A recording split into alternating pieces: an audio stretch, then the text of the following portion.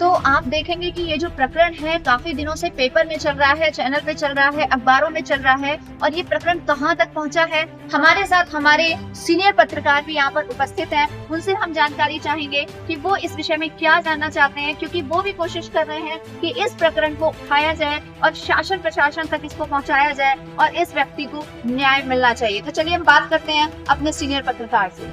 Sir, आपका नाम क्या है? मैं वरिष्ठ पत्रकार आचार्य श्रीकांत शास्त्री। पत्रकारिता हम लोगों के करने के नाते हम लोग गांव की समस्या या क्षेत्र की समस्या न सुलझ पाए तो पत्रकारिता एक अपने आप में एक अधूरी सी हो जाती है।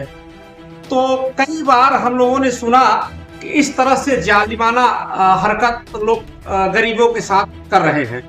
परिणाम स्वरूप या सीधा सीधा दिखाई दे रहे हैं कि ये हमारे गांव के दोनों आंख से दलित दिव्यांग मल्लू जी हैं। मल्लू जी के पिताजी के जमाने से वो जमीन मल्लू जी की जमीन यह कह करके वो ले लिया है, जैसा कि हमको जानकारी हो रहा है कि ये जात के पासी थे, ये जात के हरिजन हैं, या इनसे हम समझौता करके इस तरह से गुमराह करके बड़ी अट्टालिका बना लिया है। और उसका इतना बड़ा इतिहास है कि वो ग्राम सभा, न्याय पंचायत, कन्या पाठशाला, तमाम गरीबों का सीधा सीधा बगीचा में मकान बना लिया है। और उसकी हरकत को बता रहे हैं कि इनका पेंशन भी बंद करवा दिया है, इनका राशन भी बंद करवा दिया है। वो एक बहुत बड़ा गैंग का वो एक सक्रिय सदस्य है।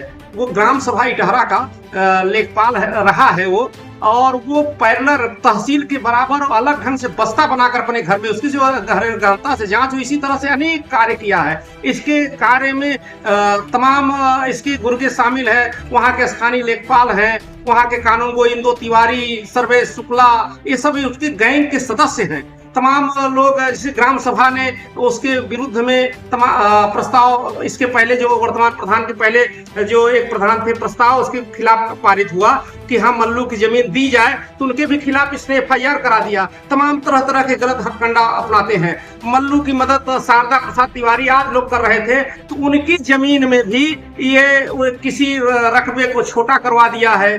जो 2 बीघा 2.5 बीघा था तो उसको 10 बिस्सा 12 बिस्सा करवा दिया है। किसी जमीन में जब फर्जी 20 साल चकबंदी प्रक्रिया खत्म हो जाने के बाद फर्जी मुकदमा करवा दिया है।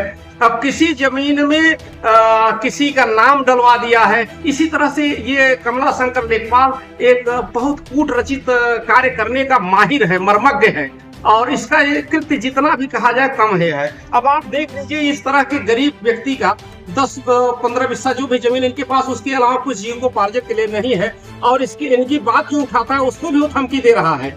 और इस तरह का कि मैंने उसको न कानून का डर रहा है न किसी का, वो अपने आप को एक कानून और अपने आप को एक स्तंभ मान रहा है कि मैं जो गलत सही किया हूँ, मैं जो सही है। इस तरह का उसका जालिमाना हरकत है।